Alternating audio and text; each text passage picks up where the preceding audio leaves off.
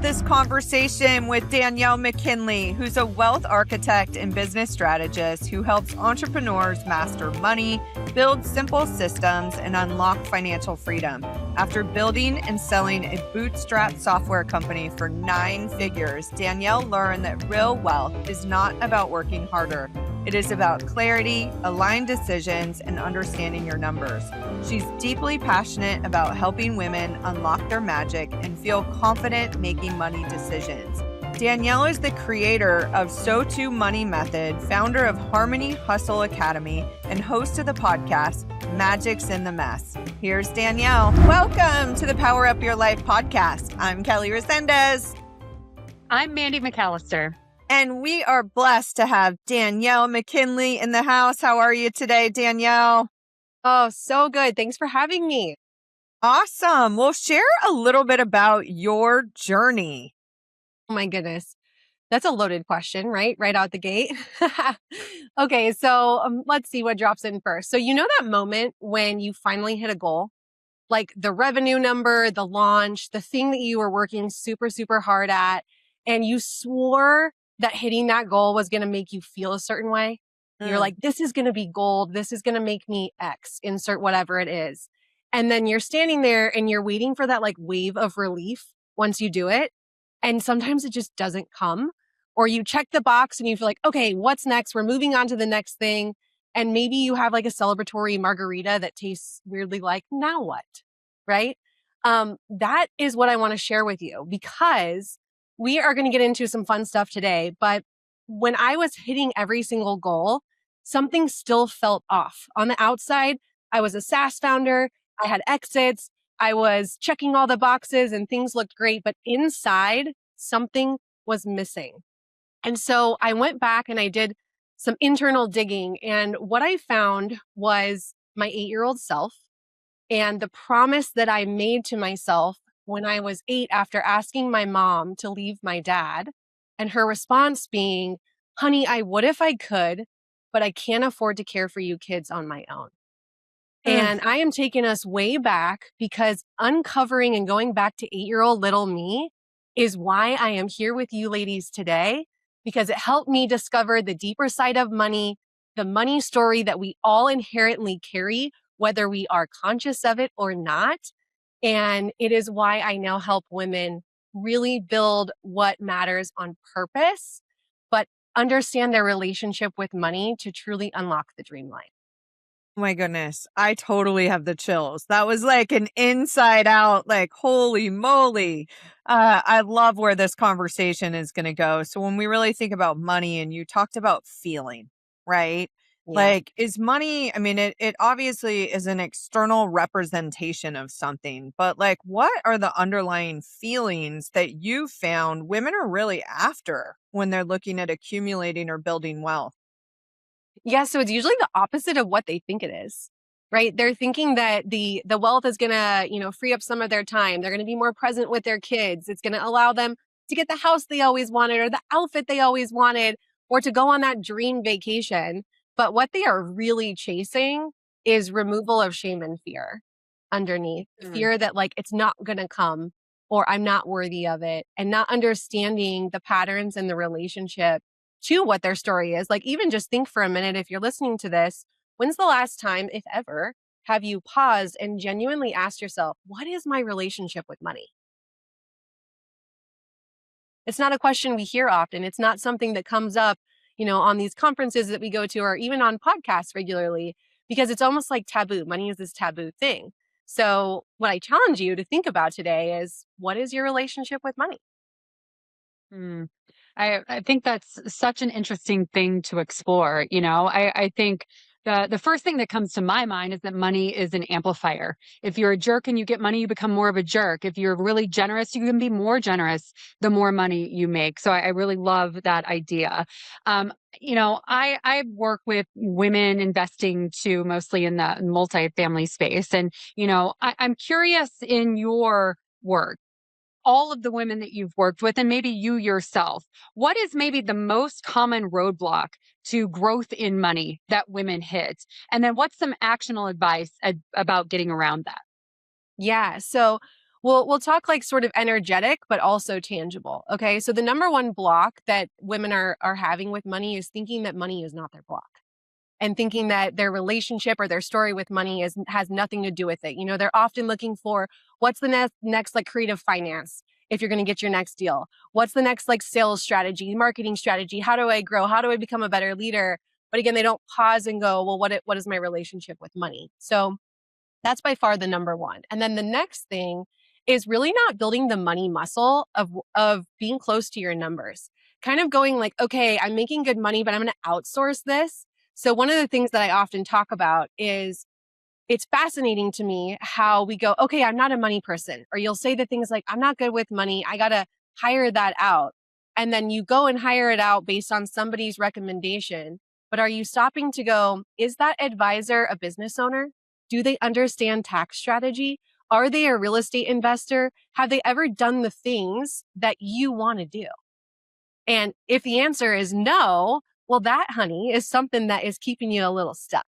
So I start that with like my framework is called the SOTU. And so the first step, what the S stands for, is seeing your relationship and your numbers.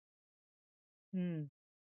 My gosh, so powerful. One of the blocks that I talk a lot about is fear of numbers. And I had it. Yeah. I didn't want to Yeah. look at my numbers. My goal was make so much that I didn't need to worry about it. And I wish I could get back all that money that I spent without thinking. So when you help women with money, what are some of the things that you do? So first and foremost, what makes me unique is I combine energetics with the strategy. So the first thing that we're going to do is understand your money personality. I have a money personality quiz, and we are going to figure out what is your relationship with money? What are we working with that's working? And what are we working with that's not serving us so that we can rewire it?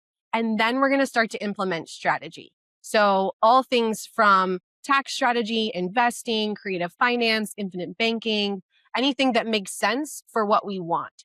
And that's the big thing, is that it's not cookie cutter. We're going to do the same thing and retire at 65, because snooze fest, who wants to do that? Like, let's retire sooner. Like, why is that? We just accepted like 65 is the age. Why? Right? So we're going to challenge that, and we're going to really build a plan that's unique to you, because something else to consider is that we often think money is going to make us happy. And happiness really is just your level of contentment, right? And the challenge with social media is every time we get on this thing and we start scrolling, we have endless comparison radius this day and age. And so we immediately get those cortisol hits of like, oh my gosh, they're doing better than me, or they're further along, or I can't have that. And so one of the big things that we do is define your contentment filter.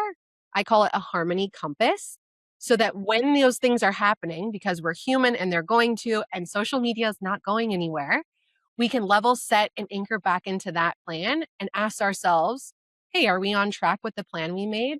And then that is the pattern interrupt to get you back to neutral. Ugh, I think that there is so much wisdom in this. And actually, just before this call, got to give a presentation. I bought a car wash because Yeah, some influencers told me it was the thing I should go do. Right. totally. So I think that starting with strategy is the kind of knee jerk reaction for a lot of people, especially women. So I love that you're dialing back and starting at home. Like one of the common threads in the podcast is that it always starts at home. Let's go back to this. You called to the SOTU method. Walk me through what those steps are. What are the things after seeing that I need to be aware of? Yeah. So after seeing, the O stands for optimizing. So doing two things. We're really optimizing how we're making money, both how does it feel, and are we spending time where it matters to maximize what we're earning? Do we need to delete, delegate, automate, those sort of things? And so you're kind of combining some strategy with it. And then we're also plugging any money leaks. And so now that we see it, right, as the first step, we're going, okay, shoot, those are some things that we can do away with. And then the T stands for transform. And so this is where we start to make our money work harder than we do. We're starting to look at investing, whether that be traditional investing, oil and gas, gold and silver, real estate, wherever it is, right? We want to have a nice, diverse portfolio. And then also creative finance like infinite banking. And then the U stands for unlock. And that's where we really unlock our leverage for that true compounding, like the money is really working harder than we are. and we can just retire before 65 if we want to, or we can keep doing the things that light our soul on fire. Yeah, But we so have great. options. So great. So I want to go backwards a little bit because I definitely do not want to overlook the fact that you bootstrapped a 9-figure company. I mean, congratulations. There's very few people that have done that. Tell me a few things that you learned in doing that for the person that is building a company today that might help them. Yeah. So first, I want to go back to something you said because I think it's so important and I want it to change so fast. There is only 1% of women that exit businesses. And I forecast and foresee that is going to drastically change with AI. So number one, having that experience, gosh, it was like the best personal development journey of my life. There are so many lessons that were made, but I think what's so relevant to today, and I'm in a high level mastermind, and I was just sharing this with our group, that creators and people who have these fun ideas used to think like, oh, I have to have software engineers, I have to have coders, I have to have all of these things. And with everything that has developed with AI, you guys, I was a SaaS founder before AI happened. Okay. So if I could do it that way, you can do it now with whatever idea you have. You can bring it to life with the power of AI. Anyone can go. I've been like obsessed with Replit and playing with apps in there. So if you have something on your heart, think even bigger and you can make it happen. So I'll leave you with this. When I reflect on my journey, the number one thing that I looked at, because I wasn't on paper someone that should have been able to do that. Okay. I'm a college dropout. I grew up, in a household that was chaos. My dad's an alcoholic. Like there were a lot of things working not in my favor to have a 9-figure exit. So again, and I say that not to be like, oh, poor me, but to go, if I can do it, you can do it. Like I'm literally just proof. And when I reflect on the journey, there's 3 key things that I think you have to embody in order to do something big. The Power Up Your Life podcast is powered by GoBundance Women. I could tell you stuff about it, or you could hear from some of our members. Here you go. GoBundance has connected me with an amazing group of entrepreneurial women that I can learn from and support and grow together. GoBundance gave me a boardroom of sisters who refused to let me settle. Within the first 2 months of me being a member, I enrolled someone to help them with their high ticket sales. I got double back my investment within the first, 60 days of being a member. So it's incredible. You guys are just amazing. And there's always somebody to look up to in GoBundance. So I love being a member. That's why you owe it to yourself to check out GoBundanceWomen.com. And when I reflect on the journey, there's 3 key things that I think you have to embody in order to do something big. And number one, you've got to decide that the thing you want is for you. I decided it doesn't matter where I came from. It doesn't matter what my credentials are. I am a scrappy girl from Mesa, Arizona, and I am going to make this shit happen. Okay. And then you have to believe in yourself before you have proof. Okay. I will never forget what it felt like the first time I got on stage to speak to a room of 50 doctors as a college dropout and a SaaS founder. I mean, talk about imposter syndrome. Okay. But what did I have on that stage? I was like, you know what? I'm just an expert in this lane. They're an expert in that lane. I can't put on their white coat and they can't put on mine. Right. And I believed in myself. And then I took daily consistent action. That's the 3rd step. You have to take daily consistent action to show your brain there's proof in the belief that you have. Because when we believe something, our brain is trained to go find evidence of that thought. Right. So because I believed that I could do it, that I could get to the exit, and I took that action, I was creating a new neural pathway that taught my brain, okay, you actually can do this. You can do this big thing that sounds crazy. So decide, believe, and take action. Oof, I love all of that. The figuring out the proof. When I look backwards that they've been able to figure out things in the past, we're going to figure this out too. I absolutely love that.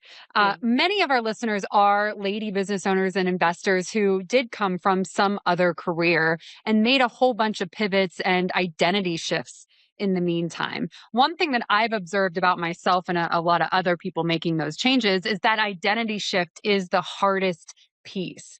Tell me a little bit about, you and your journey and that identity shift, and then all the women you work with, things that you see around that identity shift. Yeah, so I'm gonna share with you the identity shift that happened after the exit. Okay, because we started this with like you do the thing and you hit the mark, and then you're like, okay, it's gonna feel this way. You create this story inside of your head, right? And I went through a severe identity crisis after the exit because I didn't know who I was, not as a SaaS founder. There was so much of my identity and so much of my self-worth that was wrapped up in that little silly title. And really that title, what it was doing was keeping 8-year-old me safe because I had the choices. I had the money. I was able to make the decisions to stay or to go, and my mom wasn't, right? So really coming home, the thing you guys, the tagline here, right, is coming home to you and going inside and asking yourself the tough questions. And the sooner that you do that, the sooner you can unlock your real authentic identity to where those feelings that we're chasing through the goals or through the moving of, hey, we're going to accomplish this, then we're going to go to that, they kind of dissipate because you get to just be. You just get to be you. You get to be enough as you. You get to be worthy as you. You get to know that you're going to be for some people. You're not going to be for some people. And that is a blessing because it's keeping you safe from people that aren't meant for you as well. And so I think that especially as female entrepreneurs that are raising the kids and having the relationships and showing up to all of the things, we don't pause enough to really go, okay, is this all lighting me up? And is this aligned with who I want to actually be? And it's not the funnest thing to do. And I went on like a year journey of healing to figure it out. And I can confidently and peacefully say I am the happiest now that I've ever been. I hope that it continues to go that way. And I know things ebb and flow, but I know that it's because I've done a lot of the deep inner work of discovering my worth for me, not based on other people's terms. Wow. So powerful. You've shared so many amazing things, but like so many of us have been brainwashed about what we should be doing with our money, right? You go to a financial planner, you basically invest in your IRA, maybe you buy real estate, other things. Like what unconventional things around money do you tend to lead women to do so that they can build their wealth that much faster? Yeah, I would say the most unconventional thing, and this is something that I learned after I sold my company and I became obsessed with it, is probably infinite banking. And essentially what infinite banking is, if you're watching this, I'm going to give you a fun visual. Let's see what I have to play with here. So infinite banking is essentially a properly structured whole life insurance policy that allows you to become your own bank. Okay, so you do a pour in, and I'll use real estate for the example, Mandy, because we talked about that earlier. So let's say you want to flip a house and you make a large profit and you're like, what do I do with this money? I want to rinse and repeat this, but I don't want to deal with a hard money lender or a private money lender in the future. Well, you pour, let's say, $100,000 into your properly structured policy. So here's your $100,000. You find the next beautiful property that looks like a trash can, but you've got the vision and you're like, I'm going to make this beautiful. And you can pull out 90% of that money for any reason. Okay. So you pull out 90,000 and you're flipping the house. And meanwhile, in your policy, it looks like that 90,000 never left. The 100,000 is still compounding interest at usually an average return of 7%. Okay. So what did you do? You turned $1 into 2. And the best thing is that unlike traditional lending or a hard money lender, you don't have to make a payment while you're flipping the house. There's no requirement of that. So if it takes you 6 months or 8 months or you get a bad contractor and things happen, then you can pay that back whenever the transaction closes, even if it's a year later, 2 years later, and then you can rinse and repeat. And that's why it's called infinite banking. So you can do it as many times as you want. I have one of these policies. And I used it to Amazing. buy out a partner that it wasn't working in a property that I owned with a partner. And I was able to buy her out and improve it in a way that has been really fantastic. So I am a big proponent of infinite banking. So thank you for bringing that up. Yeah. I'm curious about this podcast that you host, The Magic's in the Mess. You know, Yeah. it sounds like we are soul sisters here. Like there's so many podcasts that are, oh my God, I used to be poor, but now I'm rich. You know, Yeah. I don't care about that. I want to know what happens when you feel stuck, when you don't have clarity. Talk to me about, you know, some things in that podcast and maybe some big lessons you've learned having interviewed a bunch of people.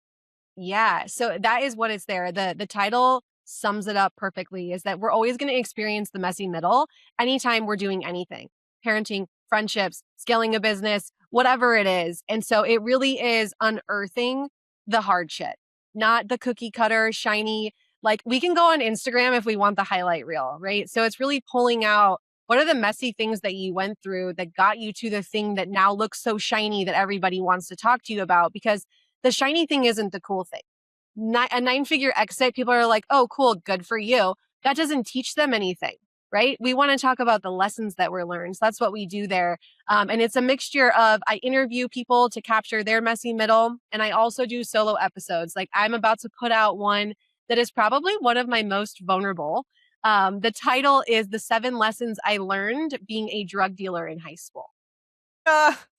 So it's, My. there's gold there. And don't worry, it's not what you think. You can go check it out. It's not what you think, but there are like true gold that was there that I'm like, how did I not see that?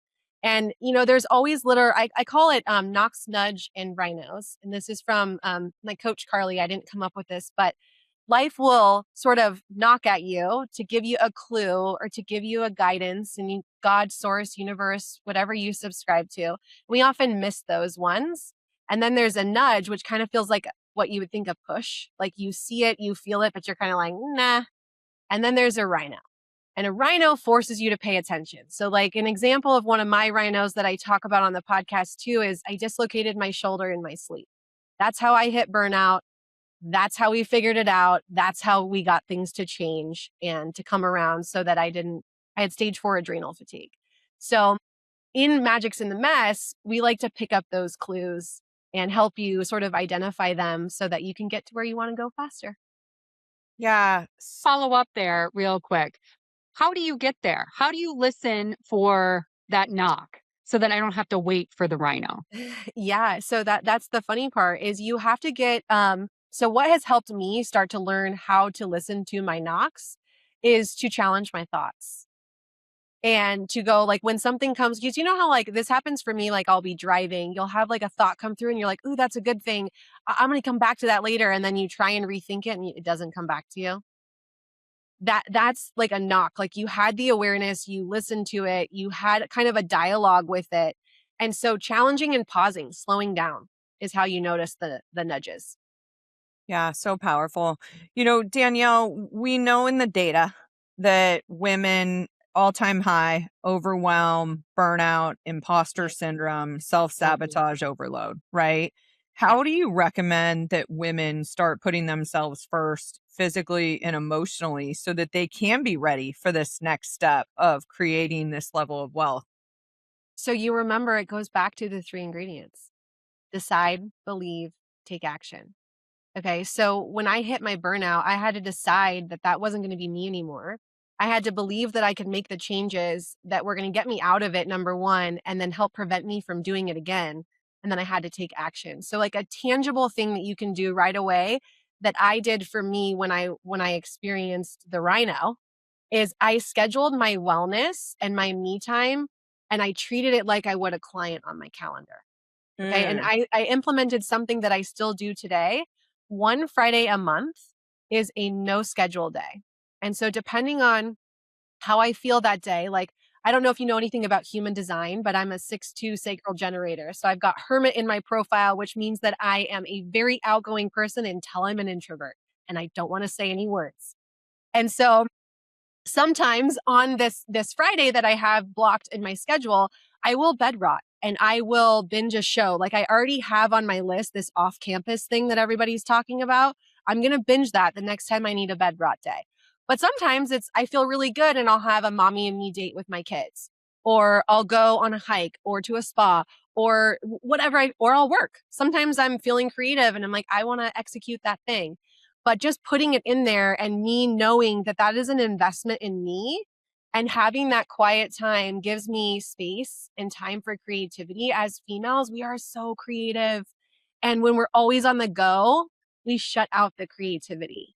And so my advice would be like, pick one thing, even if it's an hour, like start with something small, but treat it like you would a client. You're going to show up. You're going to show up for yourself. You're going to look at it like this is going to pay me back a crazy ROI because you're your biggest investment. Well, Danielle, Absolutely. go ahead, Yeah. Mandy. I mean, I feel like we're soul sisters. We're going to have a secret handshake. It's going to be a whole thing. But Can't wait to hug in you real said- life. 100%. So you have said so many things that I have written down here. First off, I'm scheduling that bed rot day. Yes. But decide, believe, action. I'm gonna cross stitch that on a pillow for you.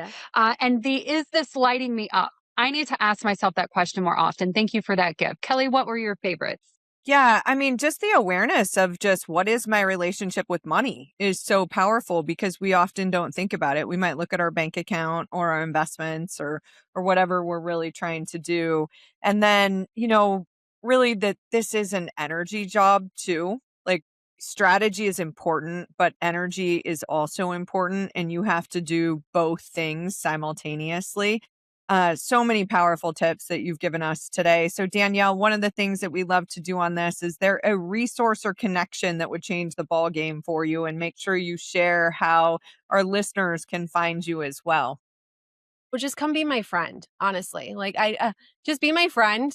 I'm on Instagram. That's where I love to hang out. I love a good voice note. Tell me your favorite thing. Like I am a words of affirmation girly. So if you're like, oh my gosh, this thing you said really landed for me, day made. And thank you. And more so, I would like to leave the listeners with a gift, which is that, if you're hitting your goals and you're still feeling like the no relief coming up, like I want you to know that nothing's wrong with you. And you were just handed this definition of success that was never going to deliver. Okay. But if you pause and you decide that you're going to make some awareness to that and you're going to rewrite it, your dream life, the thing you think about when you're cruising down the freeway or you're on a beach somewhere or you're laying down in bed being like, please God, just make it happen tomorrow. It can happen. You just got to decide, believe, and take action. And I would love to gift the listeners my money quiz. So the personality quiz, which will help give you some ideas of where that's at. So I'll show you guys a link you can put in the show notes or do your thing, whatever you do.